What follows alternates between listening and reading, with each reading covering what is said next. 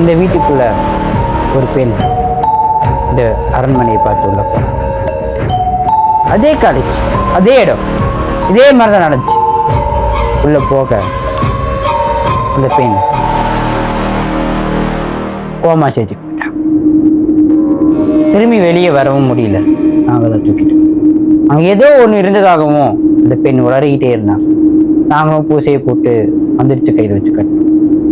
ஆனால் அந்த உருவம் ரெண்டாக உள்ள இருந்தனால ரெண்டு உருவமும் ஒன்றாக சேர்ந்து ஒரு டூப்ளிகேட் உருவத்தை தெருவில் நடக்க விட்டு. ஆனால் நேற்று நீங்கள் உள்ள போன ஒரே காரணத்தால் இந்த பேயின் நாட்டம் தொடங்கிவிட்டது. அந்த பெண்ணின் நாட்டம் தொடங்கிவிட்டது. ராஜாவோட